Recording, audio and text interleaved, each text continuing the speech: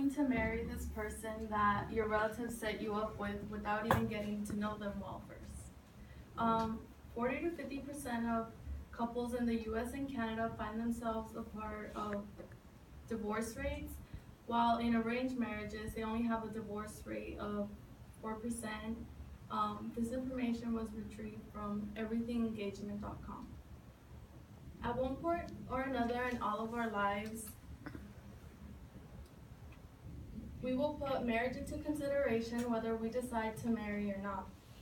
For this reason, it is important to know about other marriages that may not seem traditional to us, but that can be more successful, such as arranged marriage.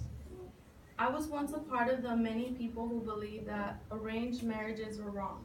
However, after doing research, what I came to find was that although it may seem absurd to marry someone that was fixed for you, there's actually more to this than people are informed of. With the information I learned, I hope you see a new perspective on arranged marriage.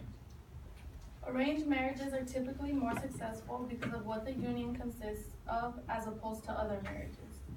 First, I will inform you about these marriages and what you normally are not told, and then I will tell you why arrangement works rather than trying to go out and find someone on your own. And finally, how not initially falling in love works for a lasting marriage. I will now tell you about what arranged marriage is actually like rather than what people believe it is.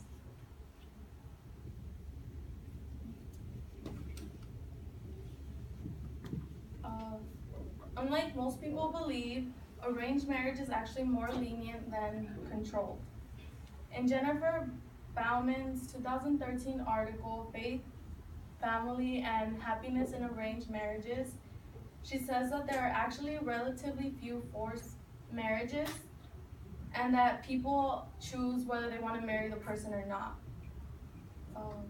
In order for arranged marriages to be considered arranged, both families have to approve so that they can both benefit from the marriage. These marriages, as said in Roger Penn's 2011 journal, Arranged Marriages in Western Europe, Media Representation and Social Reality, are often mistaken for forced marriages. That is why there's many misconceptions, and people don't think of them to be successful or even morally right. Now that I've cleared these misconceptions, I will tell you about why arranged marriages are more successful than going out and finding a partner on your own. Looking for a life partner can be difficult. However, in arranged marriages, the family makes it their job to find two people that are compatible to each other. According to James Benshaw's 2008 book, Importance of Marital Characteristics and Marital Satisfaction, these two individuals are usually arranged by political, social considerations, religious, and economical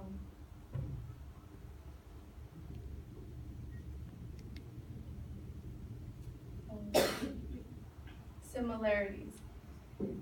With this in mind, it is obvious that these relationships tend to be far more successful, unlike couples who initially marry out of love.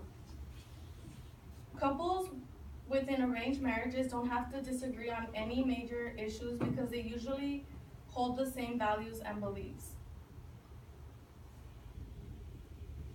Within arranged marriages, the family sets it up so that these couples have much in common. They have support from both families because both of the families support the marriage and they agreed on it. In Brian Bandel's 2002 article, Arranged Marriages, he says that the families feel it is the best decision rather than relying on someone to choose who they want to marry, because they'll be like in love at the moment and they'll overlook bad qualities in the person, which doesn't result in a lasting or stable relationship. Now that I've told you why allowing families to choose their partners works best for these marriages. I will tell you how not marrying simply out of love has led these relationships to be more successful than others. Love isn't stable. A marriage needs stability in order to last. If you solely base your relationship on something as temporary as a feeling, you are already building the marriage on a shaky foundation. Feelings are always changing, and there is a possibility that the emotions you felt in the beginning can fade eventually.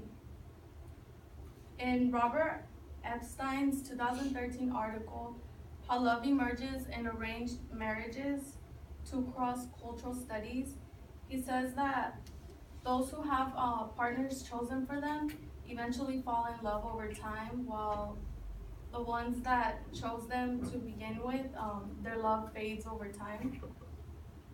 And that is one of the biggest reasons why these relationships are more successful. People that get into a relationship driven by love and passion will only have it last for so long. And the couples that are arranged, they choose to fall in love, and they eventually do because they endure difficult circumstances together, and they make compromises for their marriage, and they grow together. Now you should be able to see how these marriages are actually very successful, unlike most people believe. In some ways, arranged marriages are like any other marriages. However, they are driven by different motives, which is why they have more success. First, I told you about the preconceived notions about arranged marriages. Then I told you that allowing someone to choose who they feel would be your compatible pair without having temporary feelings might be the formula to a successful marriage. And finally, how the relationship off of love isn't stable. I hope that you can now see that these marriages, in spite of having differences than what we are used to, actually work. You should now be able to see that they are actually successful and hopefully be more open to the idea. Perhaps being set up on a blind date might not be so bad after